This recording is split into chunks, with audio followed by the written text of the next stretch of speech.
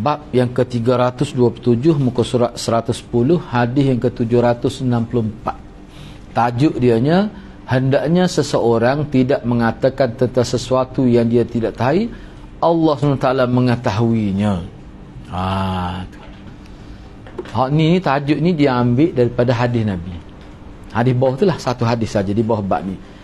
Sepatutnya hak moleknya seseorang itu dia tidak kata tentang sesuatu yang dia tidak tahu, Allah Maha mengetahui tentang perkara ni. Kita kata wallahu a'lam bimuradih tu mana pula nah. Cuba kita tengok bah. Baik. An Ibn Abbas, la yaqulanna ahadukum li syai'in la ya'lamuh, Allahu ya'lamuh. Wallahu ya'lamu ghaira dhalik.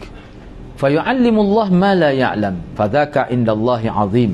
Diriwayatkan daripada Ibnu Abbas, kata beliau, janganlah seseorang di antara kamu mengatakan tentang apa yang tidak dia ketahui, dia berkata Allah mengetahui. Ni saya tak tahu tapi Allah tahu. Tak boleh kata gitu. Pelik juga tu. Padahal kita tak tahu tu, moleklah kita kata Allah lebih tahu. Enggak, Allah Maha mengetahui. Apa dia maksud dia? Tak apalah. Allah juga mengetahui selain itu. Seolah-olah bila dia kata gitu, dia nak mengajak Allah apa yang dia tidak tahu. Padahal itu adalah sesuatu yang besar di sisi Allah. Tu. Dalam hadis ini terdapat peringatan. Dalam hadis ini terdapat peringatan dari mengucapkan pelbagai lafaz dan kalimah seperti itu, kerana ia seakan-akan berdusta terhadap Allah. Dia menceritakan bahawa Allah SWT mengetahui sesuatu, akan tetapi dia tidak mengetahui pasti baginya kaifiatnya. Hendaklah dia cukup berkata saya tidak tahu. Akan tetapi jika dia bermaksud dengan kata Allah Maha mengetahui adalah ilmu Allah SWT berkaitan dengan hal tersebut dan sesuai dengan hakikatnya, maka ucapan ini benar adanya seperti perkataan, saya meniatkan hal ini untuk melihat wajah Allah. Ia memastikan bahawa niatnya untuk meraih wajah Allah. Kemudian dia mengatakan, dan Allah mengetahui hal itu, maka ucapan tersebut benar dan tidak berdosa. Maksudnya begini, sebab tu benda perkara ni benda yang berkait dengan niat tu. Dia gini maksudnya. Asahnya berdasar pada hadis-hadis lain. Bila kita tidak tahu tu satu kal, kita kata wallahu a'lam bimurad. Semua kata boleh. Maksud kita bila kita kata wallahu a'lam, mana Allah lebih mengetahui. Atas dasar kita yakin secara iman bahawa Allah ni tidak ada yang terselindung dalam pengetahuan dia. Maksud tu. Tu tak apa gitu. Jadi hak taklihnya hak mana? Hak taklihnya dia tidak maksud begitu, cuma dia kata Allah tahu. Hak tu nak lepas diri dia. Itu sah. Dalam syarah dia lah, sini dia tidak sebut. Ataupun dia kata gitu, dia nak ajar mana Allah kena tahu lah. Soalan gitu. Dia bukan bermaksud Allah Maha mengetahui atas dasar Allah ni tidak terselindung. Dia bukan maksud gitu. Kecek tu dalam keadaan, sebab tu setengah ulama kata orang kecek lagu ni dia pun tidak hidup seperti orang agama. Maya bedak tapi dia apa? Allah tahu lah tu. Tu maksud dia berkait dengan individu tu. Sebab tu dalam kisah ni ana sempat tengok syarah dia lah. Dia kata hak ni seseorang tu dia ada unsur macam dia nak mengajar, maksudnya mana Allah kena tahu. Allah kena tahu. Tak boleh Allah tak tahu ni. Hak tu maksud dia gitu. Kalau niat gitu tak boleh. Enggak ada kalau kita niat gitu. Dia takut ada. Sebab tu dia kata ada unsur mengajar Tuhan. Fa yu'allimullah ma la ya'lam. Seolah dia ajar Tuhan apa yang dia tak tahu. Saya tak tahu tapi Allah kena tahu ni. Tu tak boleh. Tapi kalau dia kata saya tak tahu tapi Allah Maha mengetahui, atas dasar Allah ni ihatatul ilmi, tak terselindung ilmu. Tu tak apa. Maksudnya kalau orang tu dia kata Allah kena tahu ni, tu maksud dia gitu, tu tak boleh lah. Betul nak kata atas niat tu. Bila dia kata gitu, mana ada unsur insya'iyah pada Allah, ada unsur menentukan sesuatu pada Allah. Tak boleh. Kita tak boleh menentukan sesuatu pada Allah. Ada sudut tu. Tak boleh. Sebab tu bagaimana kalau kita guna bahasa mudah berdasar pada syahrana, perlu tengok juga, sebab sikit sangat beza tu. Maknanya dia kata saya tak tahu tapi Allah kena tahu lah ni. Tu tak bolehnya. Tapi kalau kita kata saya tak tahu tapi Allah Maha, Allah tahu, tu tak apa. Memang Allah tahu. Bahkan menganggap Allah tidak tahu, rosak akidah tu. Hak tak bolehnya Allah kena tahu benda ni. Saya tak tahu tapi Allah kena tahu. Gitulah. Lepas tu dia kata, saya meniatkan amal ini untuk melihat wajah. Saya baca Quran ni sebab nak tengok wajah Allah. Kemudian dia mengatakan, tapi Allah lebih tahu perkara itu. Maka ucapan tersebut benar dan tidak berdosa. Allah lebih tahu ke dia? Maksud lebih tahu ni maknanya melihat wajah Allah ni boleh tak boleh nak Allah yang Maha tahu. Tapi niat sayanya, saya nak melihat wajah Allah. Nak lihat wajah Allah. Tapi Allah lebih tahulah boleh ke tak boleh tu. Tu tak apa. Tu tak apa. Maknanya nak ayat bab takdir sini menentukan boleh ke tidak, tercapai ke tidak niat kita, Allah Maha tahu. Allah Maha berkuasa. Allah Maha tahu. Tu tak apa sekarang tu. Jadi kena ingat tu sebab dia sikit sangat tu. Maknanya kalau ada insya'iyah pada kita, saya tak tahu tapi Allah kena tahu. Allah mesti tahu ni. Mesti. Makna secara lafzi tu tak boleh. Sebab tu wallahu a'lam bimuradi. Allah lebih mengetahui maksud dia. Hak tu dia tidak ada unsur insya, menentukan. Seolah macam meletakkan mesti tahu. Tu ada makna memberi arahan. Tu tak boleh. Sebab tu wallahu a'lam bimuradi. Tu adalah hadis-hadis tu. Tu tak apa gitu. Tu. Sebab kita keceklah, saya tak tahu. Tapi dia ni kena tahu sebab beda dia. Tu pada manusia boleh gitu. Kalau kita doa ayat Allah nak bagi kita suruh orang. Mana? Ada kan doa ni. Nak beri takwid dengan tu yang tak boleh. Dia gini, kita kata ya Allah. Sebab dia bercanggah dengan rajak dia panggil. Bila kita doa, ikutlah nak wui tak suwi tak sah dia kata tak. Tu orang panggil tidak berharap tu. Meta dia panggil. Dia panggil tak boleh. Nabi kata tak boleh. Dalam hadis tu. Kita ni juga asal tak boleh. Tu tak boleh. Kita kena mengharap sebab tu dalam kata taqabbalallah. Ya Allah terimalah. Istajib doai ya Allah. Makbulkan doa saya. Kita boleh kena kata gitu. Baik, seterusnya kita pergi kepada bab yang ke-328, bab pelangi. Pelangi ni mana? Qausu quzah. Qausu quzah tajuk dia. Quzah ni mana pelangi. Satu hadis saja.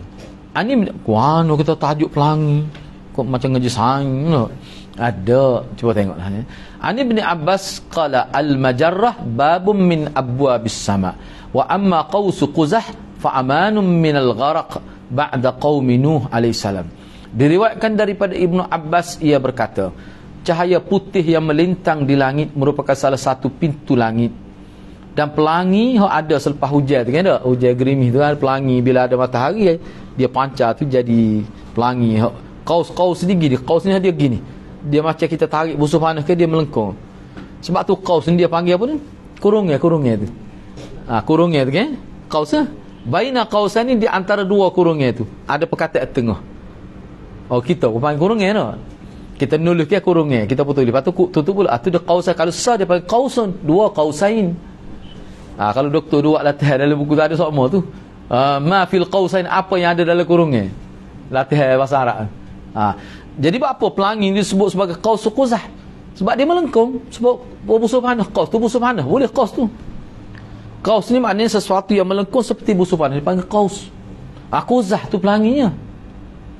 Jadi qaus quzah maknanya pelangi yang seperti busur panah tu. Tu maksud dia. Jadi pelangi atau qaus quzah fa amanun alah tanda keamanan dari tenggelam setelah kaum Nabi Nuh. Maknanya ke dia? Makna bila pelangi tu ada, mana kira-kira tak berlakulah kiamat lagi tu. Kira gitulah. Tu. Jadi tenggelam setelah kaum Nabi Nuh tu maknanya hujan tu lebat tu pelangi tak ada langsung tu. Dia kayak cerita Nabi Nuh kayak hujan lebat air pada bumi pun naik ke atas, bercampur dengan atas dengan bawah jadi banjir tenggelam bukit tu. Jadi nak ada lagu mana pelangi ni? Hujan lebat tu kayak pelangi ni bukan kayak hujan lebat. Bila serat hujan tu titis-titis air tu dia orang panggil pun dia pantul pancaran tu dia tubik lah pelangi tu. Baik, hadis ni cuba tengok bawah tu 110 tu. Sanadnya dhaif. Dalam sanad dia terdapat Ali bin Zaid, dia adalah Ibnu Jannah, seorang perawi yang dhaif. Hadis ni dhaif. Cuma nak ayat cerita hak tu tak ada boleh terima, bukan nak ayat kata sabit hukum ke apa dak, bukan melibatkan kepercayaan. Ni benar realiti ni. Sekadar tu tak apa, tapi dhaif ni. Jadi yang dimaksudkan dengan adanya pelangi itu maknanya selamat daripada tenggelam, isyarat kepada maknanya hak nak berlaku kiamat dia maksudnya. Sebenarnya sebab kalau zaman Nabi Nuh dulu gak nak ada kaus quzah warna moga hujan lebat tak ada pelangi. Dan sebenarnya dalam konteks umat Nabi Muhammad ni, selagi ada pelangi tak akan berlaku kiamat tu. Itu tanda dia juga tu. Maknanya masih selamat. Jadi bila tengok seperti Nabi kata bila tengok bintang di langit dak, maknanya masih selamat lagi, tak pecah lagi tu. Sebab kalau bintang tak ada tu kan, gelak tu, tu waktu berlaku kiamat. Kan ada disebut dalam hadis kan. Benda-benda gitu maksudnya. Kok mana pun hadis ini menunjukkan penulis yakni Imam Bukhari menyusun bab ini. Maksud Imam Bukhari, asar ini menunjukkan kelemahan hadis yang melarang mengucapkan al-quzah, berasal daripada at-takzih yang bererti at-tahsin, memperindah, iaitu garis-garis warna yang terdapat pada lengkung yang berbentuk busur. Dia gini cerita dia. Sini dia sebut tak lengkap lah. Dia ada satu hadis lain, riwayat Ibnu Abbas juga. Dalam riwayat itu sebut, anda tak ingat lafaz dia, tapi dalam hadis itu sebut Nabi lagi jangan panggil kau sukuzah, sebab kuzah ni jangan sebut kuzah, sebab kuzah ni dia ada kaitan dengan syaitan. Itu maksud hadis tu. Nabi lagi sebut kau sukuzah. Nabi lagi dia kuzah tu mana pelangi dalam bahasa Arab. Kau tengok dalam kamus baru semua, kuzah mana pelangi. Kaus tu bentuk pelangi, warna melengkung tu. Jadi dalam bahasa dulu, dalam syarah hadis Najilid tu anda tengok, ada riwayat daripada Ibn Abbas, Ibn Abbas juga. Nabi lagi jangan kamu kata qausu quzah, katalah qauzullah ta'ala. Qauzullah. Imam Bukhari nak ayatnya boleh kata qausu quzah. Imam Bukhari nak isyarat hadis riwayat Ibn Abbas Nabi lagi jangan sebut qausu quzah, hadis tu tak dipakai, lemah. Imam Bukhari nak ayat tu boleh kata qausu quzah, tak sabit ke syaitan pun. Nak ayatnya keadaan realiti tu buat. Tapi dalam hadis selagi tu dia kata la taqul, jangan kamu kata qausu quzah, tapi katalah qausullah ta'ala. Maknanya pelangi ni, lengkung yang ada ni, lengkung yang Allah buat. Jangan sebut quzah, sebab dia kata quzah tu dia berkait dengan syaitan. Hadis tu lemah, tak boleh. Larangan itu tak terpakai. Bila hadis lemah tak boleh pakai untuk larangnya, tak boleh. Tu Imam Bukhari nak isyarat tu. Tu kan. Tu dalam syarah tu lah anda tengoknya Najilid tu dia sebut gitu. Sebab tu dia kata hadis ini menunjukkan maksud penulis Rahimahullah menyusun bab ini. Asar ini juga menunjukkan kelemahan hadis yang melarang mengucapkan pelangi. Tak boleh kita sebut qausu quzah, tak boleh sebut tu. Tu lemah hadis tu. Hadis tu mengah ni ayat boleh, mana kita boleh sebut qausu quzah, boleh sebut tu. Tak berkait dengan syaitan apa tu. Gitu nak ayat gitu, isyarat gitu ya. Kalau kita comel pelangi tak rasa. Boleh. Sebab tu dia kata sini. Jadi kalau kita comelnya pelangi tu, tak ada berkait dengan syaitan ke apa tu. Bukan kata hak tu syaitan buat nak mempengaruhi kita. Tak ada. Memang comel pun pelangi tu. Boleh, tak ada salah. Tujuh warna tu. Tu nak ayatnya boleh. Baik, seterusnya kita pergi kepada ni sini ni anda boleh pahalah daripada anda baca. Anda pun tak ingat tadi sebelum subuh hari sempat tengok syarah dia lah. Dia gini sebenarnya hadis-hadis sebegini mengikut ulama sebagai satu pendidikan kepada kita. Sesuatu yang kita nak kata boleh tak boleh agama ni kena ada dalil. Bapa tak boleh kata gini, ada dalil ke dalam bab agama? Dalam kehidupan biasa pun kita nak kata tak boleh, kena ada sebab nasabah. Dalam agama sebab dia dalil tu lah yang menjadi sebab. Kena ada, tak boleh main ikut-ikut gitu. Ni kita kecek tarik dalil, bila orang tanya awak nak terima, awak tak terima tak sah. Tu salah dari segi ilmu tu. Orang pertikar sebab lacak doh kecek tu. Macam tak sakut. Orang pelik juga misalnya. Kita kata ikut saya.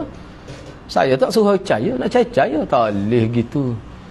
Awak sebut tak fakta ke tidak?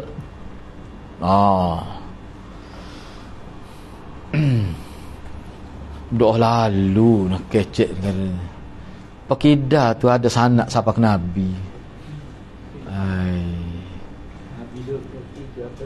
Ada arah Nabi dah. Khalifah. Khalifah Umar Yasu. Suruh apa ni Datuk Muhammad. Datuk Muhammad. Datuk Muhammad pergi mesyuarat di Gunung Jirah. Lepas tu dia kata sanak siapa ke Nabi dah. Apa tu? Hai. Mampu kan anak kamu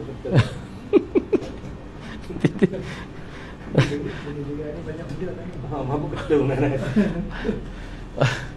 Dah lah. Dia ingat sanak ni lagu mana? Pak Osmania tu lah habis tahun 23. Orang tak tally pula. 23 ni bulan 48. Macam mana boleh buat arah tu? Berapa tahun? Tekah 20 lebih ke? 40 Kelipah tak ada. Parut semua. Ni kalau orang ngaji hadis maknanya tolak secara dirayah dia panggil. Bukan kata sanak, tak sanak tak ayah, dirayah pununginya dah. Teruk dah tu. Dirayah pun salah. Tarikh tu dirayah lah tu. Termasuk dalam juzuk dari dirayah. Hak tu tak betul dah. Sebab tu kena berhati-hatilah Kena berhati-hati. Jangan kita kecek lebih-lebih. Kalau orang tanya, dak sebenarnya Prof nak ayat ke dia? Prof nak sabit ke apa sebenarnya? Nak sabit ke bahasa Melayu tu ke? Lebih-lebih. Lepas tu guna jerah ada kait guna jerah banyak kau lah. Kesangsian tu timur banyak kau tak salah. Buat jatuh ke maruah diri. Jadi orang kena. Jadi lepas tu kita pun anak semua anak sebut. Orang kita sebab fakta ni walaupun kita tidak baca banyak pun kadang-kadang fakta ni dia akan mempengaruhi pemikiran kita. Jaloh ke dia sebut.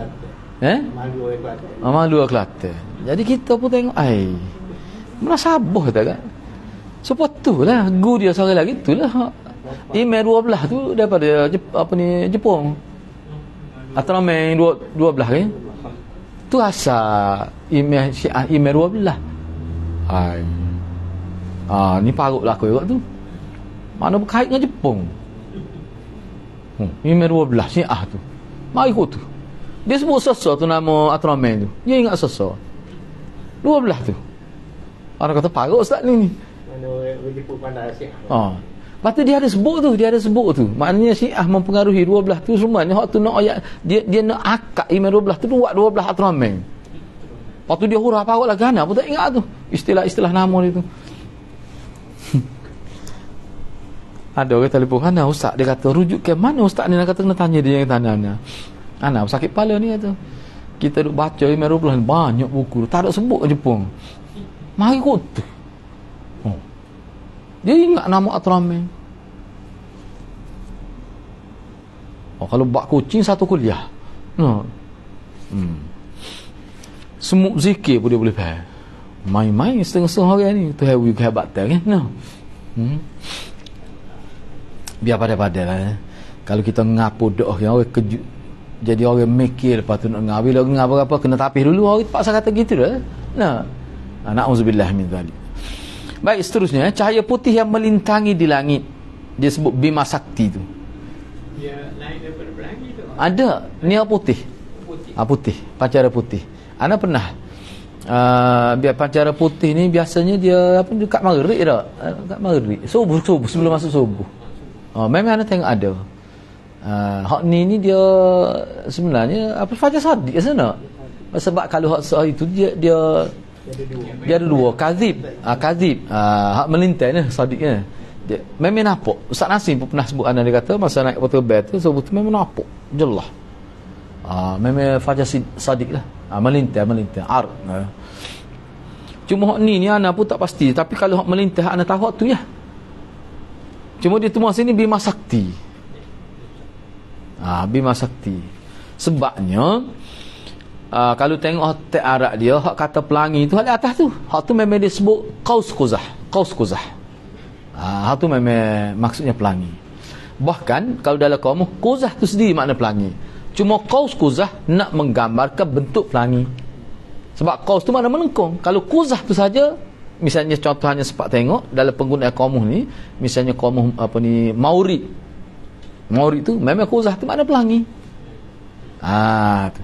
Jadi bila sebut qaus maknanya dia menggambarkan pelangi seperti kita kata bola bulat tak ayak bulat pun tak apa dah tapi takut sebab ada juga bola tidak bulat buju ada itu maknanya penting qaus tu memang melekut dah jadi kata sebut tapi sebut tu lebih menjelaskan lagi qaus quzah tu sendiri makna pelangi tapi sebut qaus makna hak tu makna pelangi cuma kalau nak terjemah qaus pelangi yang melengkung tu dalam qamus Baik.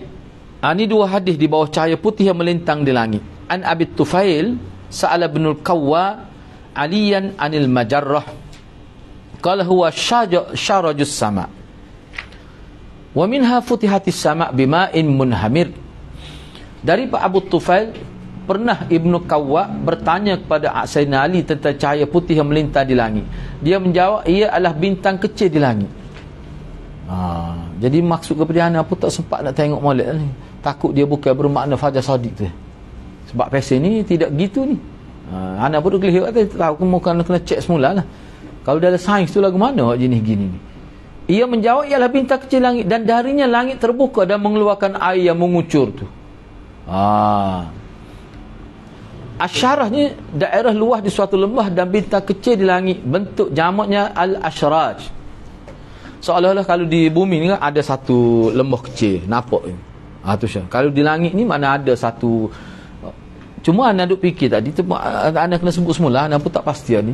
Sebab dia ada kadang-kadang bintang ni dia lebih cerah pada orang lain. Nampak terang. Cuma dia kata, sebab dia kata melintang dia ni dalam keadaan melintang, cahaya daw al-ard, cahaya yang melintang. Sebab kalau kita tengok dalam konteks maknanya masuk waktu subuh tu, hak melintang tu sahaja Sadiq, tapi hak tu waktu subuh. Tak apalah tu ni. Pintu langit. Dia kata pintu langit. Bahasa apa ni, bukan bahasa hakikat lah tu sebenarnya. Tak apalah, hak ni dia ana tengok sebab gini hak ni ana tengok dalam syarah tu pun dia tak jelas sebut. Ana kena rujuk lain ni. Ana kena sebut semula deh hak ni. Mana? Ni dia saya tu. Hak ni diriwayatkan oleh Abu Syekh dalam kitab Al-Azamah tu. Al-Adamah. Nanti ana cek dulu lah. Ana bagi tahu minggu depan ni. Hak ni. Huraian dia sebenarnya lagu mana ni. Sebab kalimah al-majarrah itu sendiri, al-majarrah tu maknanya memang cahaya yang melintang. Majarrah tu sendiri maksud dia. Sebab tu kalau cahaya, misalnya kata-kata pelangi kan, dia sebenarnya cahaya juga. Sebab tu dia sebut qaus. Ni tidak qaus. Tidak melengkung. Tu.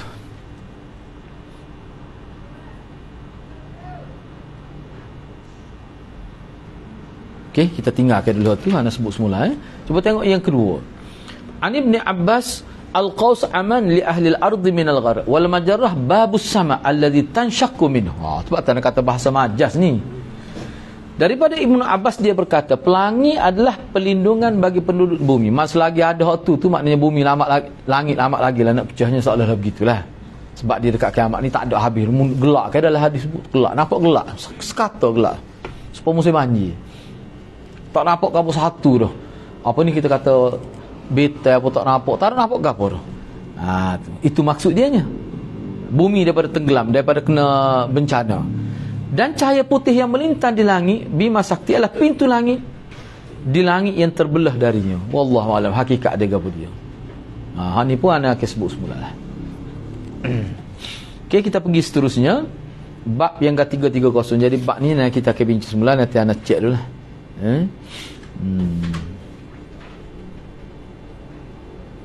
Okey, seterusnya kita pergi kepada bab yang ke-330. Orang yang tidak suka dikatakan, Ya Allah, jadikanlah aku selalu berada di tempat bersemayam rahmatmu. Hak bahasa Arab ni gini. Babu man yakrah an yuqal, Allahumma ja'alni fi mustaqarri rahmatik. Ya Allah, ya Tuhanku, jadikanlah aku sentiasa berada dalam rahmatmu. Tu itu mustaqar, tetap maknanya. Baik, lagu mana ni? Cuba kita tengok hadis dia ni. Hak ni ana baca pada hak ni ana tak ingat sebab ana tak catat hak tadi lah. Padahal tu ana baca dah di syahalah tu.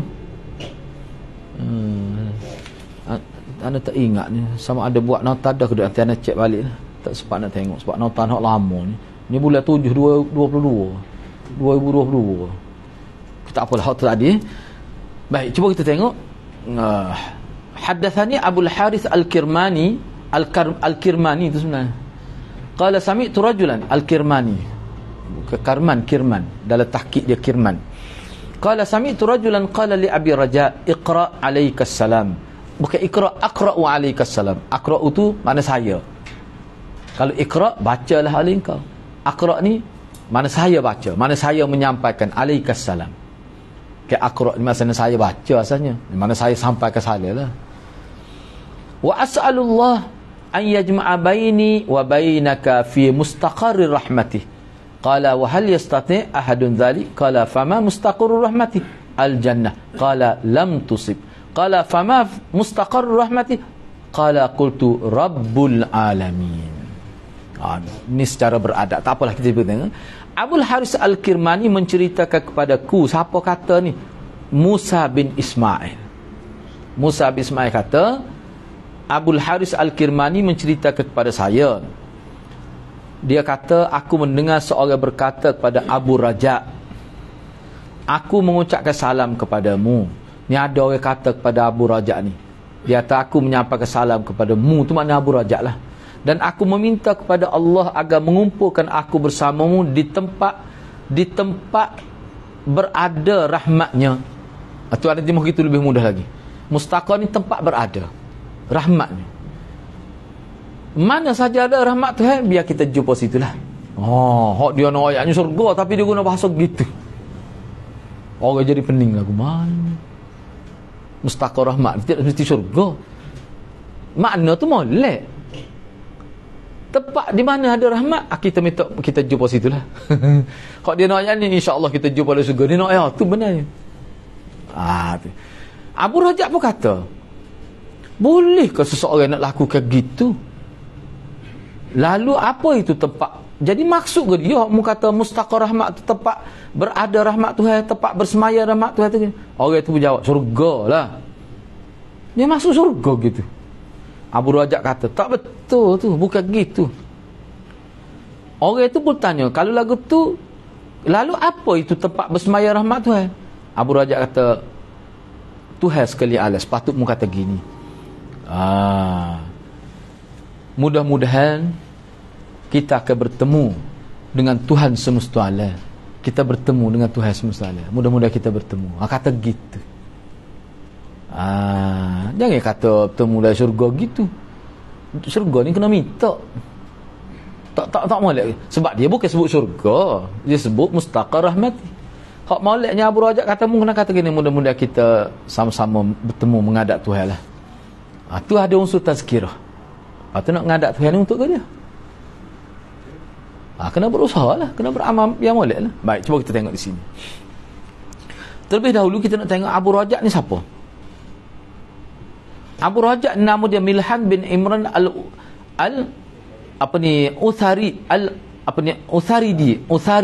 Utharidi itu sebenarnya. Seorang yang thiqah. Al-Utharidi. Seorang yang thiqah. Dia ni mukhadram. Mukhadram. Hidup dan berislam ketika Nabi SAW masih hidup. Tak betul tu. Silap tu. Mukhadram ni hidup. Betul-betul dia waktu bawah tu dengan tapi dia silap dia buhala kurungnya tu. Betul dah tu. Hidup dan dia masuk Islam ketika Nabi berhijrah, namun bukan tak pernah mendengar hadis tu. Dia dengar hadis, tak pernah jumpa dengan Nabi. Tu silap. Hadisnya dengar orang lain royak. Tak pernah jumpa Nabi. Dia panggil muhadram. Ulama kata ada lebih kurang 40 orang hal gini-gini.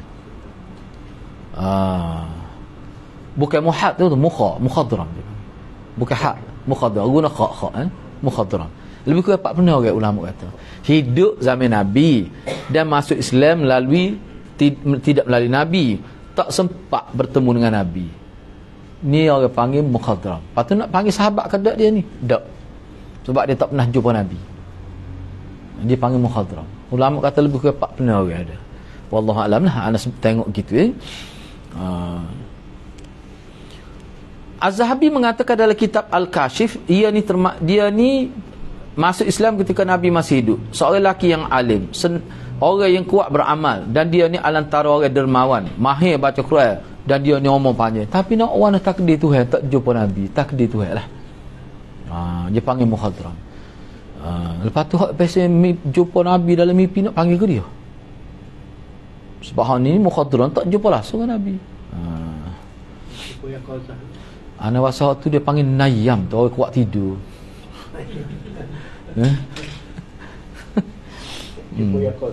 Yaqazah. Tidak sahabat tidak sahabat lah. Ya, ada bahasa lain cuma tak gamak nak sebut. Baik. Umur panjang dia. Al-Alamah Al-Albani mengatakan sesungguhnya tidak mungkin syurga menjadi tempat rahmat Allah SWT kerana rahmat merupakan salah satu sifat-sifatnya. Berbeza dengan syurga. Syurga adalah salah satu makhluk Allah. Meskipun menetapnya kaum muslimin dalam syurga semata-mata kerana rahmatnya sebagaimana firman Allah, wa ammal ladzina biyaddat wujuhum fa fi rahmatillah hum fiha khalidun. Dan adapun orang-orang yang berwajah putih berseri-seri, mereka berada dalam rahmat Allah, mereka kekal di dalamnya. Yang dimaksudkan dengan rahmat Allah ayat atas adalah syurga. Syurga itu sendiri rahmat Allah. Jadi dia bahas di sini, sebab itulah Abu Rajab kata, kena kata mudah-mudahan kita bertemu Allah, bertemu rahmat Allah lah, kita dapat rahmat Allah. Ni jadi daripada Syekh Albani sebut ni, seolah-olah benda ni tak jelas nak kata dia sama ke dia maksud dia. So Abu Rajab bertanya ke dia maksud. Dia kata mustaqar rahmat tu mana syurga? Dan syurga tu sudah rahmat, bukan syurga tu tempat berada rahmat tu. Syurga tu sendiri rahmat. Jadi kata-kata dia tu sama tak jelas. Sedangkan rahmat Tuhan berada di mana-mana. Mana-mana pada rahmat Tuhan. Lepas tu dia kata syurga, rahmat Tuhan berada di syurga. Dah Abu Rajab kata syurga tu sendiri rahmat Tuhan. Jadi tak tahu. Sebab tu dia kata, tak usahlah kata gitu, tapi katalah Rabbul Alamin. Maknanya, as'alullah an yajma'a baini wa bainaka fi mustaqarri rahmatih. Apa ni? Kita minta supaya Allah himpunkan kita. Allah semesta alam ni himpunkan kita dalam syurga. Tu. Ataupun kita mohon kepada Allah supaya Allah pertemukan kita dengan pertemuan dengan Tuhan sekalian alam. Tu kata gitu juga. Tak usah duk kata mustaqar rahmati. Tak payah, tak jelas. Bapa tak jelas tu sebab bila Abu Rajab tanya gapo dia mustaqar rahmati, dia kata syurga. Sudah ke syurga tu rahmat Tuhan ada apa kata dalam syurga tu rahmat tu, syurga tu rahmat Tuhan ada. Jadi kecek dia panggil tahsilul hasil. Sebut benda yang sama, bertindak benda yang sama. Tak usah. Nabi pun tak guna gitu. Misal kata al-ardu, misal kata bumi ni mustaqar, mana tempat tinggal? Boleh. Mustaqar ke tempat tinggal? Mustaqar mana tempat tinggal? Salah, boleh. Al-ardu mustaqar ibadi, tempat tinggal. Boleh. Jadi mustaqar rahmat ini mana? Syurga. Syurga tu sendiri rahmat dia. Tu tak kena, tu tak kata gitulah. Kalau nak sebutnya minta surga lalu tak apa. Dia ada makna doa. Gitu. Itu maksud dia nya. Jadi yang dimaksudkan dengan rahmat tu makna syurga. Dalam ayat ni, fi rahmatillah. Maknanya seolah dia kata, kalau kita nak ambil lagi lah berdasar pada Allah, as'alullah an yajma' baini wa bainaka fi rahmatillah. Hak tu molek laginya. Kata gitulah, atau rahmati rabbil alamin. Kata gitu. Jadi bila sebut mustaqar itu maksudnya syurga. Dia sendiri ayat maksud mustaqar syurga. Mana boleh gitu. Dari sudut tu, dari sudut bahasa Arab lah. Kemudian hadis yang ketiga, bab yang ketiga larangan mencerca masa, caci masa. Ana ambil lagi ni lah. An Abi Hurairah anna Nabi sallallahu alaihi wasallam qala la yaqulanna ahadukum ya khaybatad dahr fa inna Allah huwa ad-dahr. Daripada Abu Hurairah bahawa Nabi sallallahu alaihi wasallam pernah bersabda, janganlah salah seorang dari kamu mengatakan wahai khaybah. Khaybah ni keruntuhan, kegagalan. Khaybah ni asalnya gini. Khaybah dasar bahasa Arab. Misalnya rumah gempa bumi dia runtuh anak. Orang tak boleh tinggal dalam rumah tu. Dia panggil khayb. Runtuhan. Maksud dia nya wahai kegagalan masa, wahai keruntuhan masa. Kerana sesungguhnya Allah tu lah. Kenapa hemol tu Allah adalah masa, mana Allah huwal khaliqud dahr. Allah pencipta masa. Bukan Allah tu masa. Tu maksud dia nya. Dia faham molek tu. Jangan faham Allah huwa dahr, Allah huwa khaliqud dahr. Gadi dia panggil tu hazah mudah. Kalau ngaji bahasa Arab, khaliq tu mudah, khaliqud dahri hazah mudah. Allah adalah pencipta. Pencipta dah ad-dahri, masa. Orang Arab biasa kecek gini. Allah tu masa. Kalau mau caci masa, supaya caci Allah. maknanya caci makhluk Allah supaya caci Allah. Pada itu maksud dia ni. Apa makna khaybatud dahri? Disebutkan bersamaan bermakna bernasib buruk. Kalau kita gabung khaybatud dahri tu jumlah dia panggil tarkib idafi tu, kalau orang bahasa Arab panggil tarkib idafi. Khaybah ni mudhaf, ad-dahri mudhafun ilaih. Asal satu-satu tu kalau ketika kita tidak idafah khaybah tu makna keruntuhan masa tu, masalah keruntuhan masa maknanya nasib malang, nasib buruk. Kalimah ad-dahri ni selain pada masa dia memberi erti bencana apa boleh ad-dahri ni. Ad-Dawudi mengatakan ucapan tersebut merupakan doa kebinasaan yang disandarkan, diperuntukkan mana disandarkan kepada masa. Seperti perkataan mereka, semoga Allah menanduskan bumi, jadi kering kontai bumi. Mereka berdoa agar bumi mengalami kekeringan. Apa manfaat bumi kalau kering? Tak ada. Itu makna khaybah. Maksudnya adalah larangan mencaci masa. Sesungguhnya sesiapa meyakini bahawa apa yang menyebabkan segala sesuatu yang tidak disukai terjadi, lantas ia mencaci masa, maka dia telah melakukan kekeliruan. Kerana sesungguhnya Allah lah sebenarnya yang menentakkan sesuatu itu berlaku, bukan masa. Maka jika anda mencela pihak yang menyebabkannya, yakni jika anda mencela masa, maka seperti mencela Allah. Itu maksud dia. Tu. Fa inna Allah huwa ad-dahr. Tengok dia buat sini. Maka sesungguhnya Allah dialah masa. Itu terjemah zahir. Ayat ini ada 3 pendapat. Sebagai bentuk kesimpulan daripada ayat ini ada 3. Pertama, bahawa maksud Nabi bersabda sesungguhnya Allah adalah ad-dahri adalah Allah yang mengatur uruh masa. Bukan Allah tu masa. Allah yang mengatur uruh masa. Satu. Yang kedua, Allah adalah pemilik. Allah malikud dahri. Allah huwa malikud dahri. Betul idafat juga tu.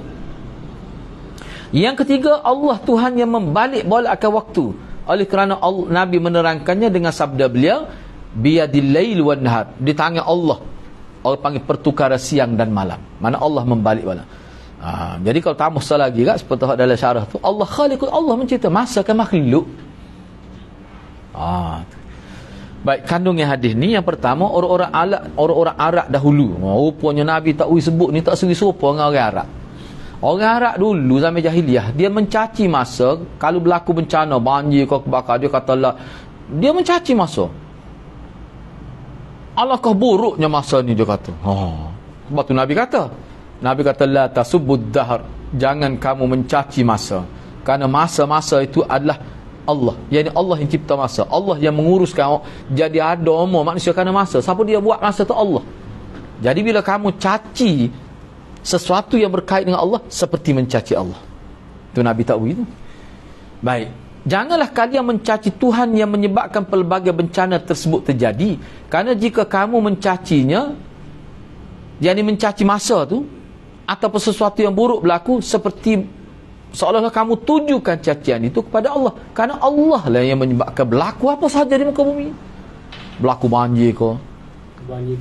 Banjir pula menatai banjir. Misalnya tu bahasa Kelantan tu, bukan nyopoh tu. No. Anak tidak kata bodoh ke banjir tu dah.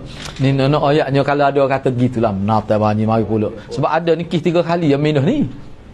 3 kali dah minus ada kawan tu. Takutnya kata menatai banjir mari pula. Kalau orang aku tetap dah tu. Nah, contoh tu. Atau anak tambah tu. Kalau dia katanya menatai banjir, supaya menatai banjir. Tak boleh gitu. Menatai kereta. Tak hidup pula. Punah pula. Kereta tak apa. Kilat buat tu. Kilat buat. Allah buat apa. Jadi benar hujan ke menatai, hujan lebat molek ni kata. Nak habis bakar apa kerah dak misalnya. Tak boleh gitu. Tak boleh gitu. Ni nak ajar adab lah. Adab dengan Allah. Ni termasuk adab dengan Allah SWT. Yalah manusia ketika marah dia tak ingat dah ngaji tu. Tu kena jagalah. Kena jaga kena jaga. Sebab dia caci ni, dia reaksi daripada marah tu lah. Yang kedua, di dalam hadis terdapat isyarat untuk meninggalkan segala macam bentuk cacian. Sebab caci ni tak molek. Duk maki, caci. Lebih-lebih kalau dalam kuliah, dalam masjid penuh dengan cacian, tak sesuai sangat kan? Akhir sekali budak-budak jadi biasa kecek gitu. Jadi kita membiasa kayak gitu tak boleh. Kecuali syariat izin. Ada ke syariat izin? Tak ada.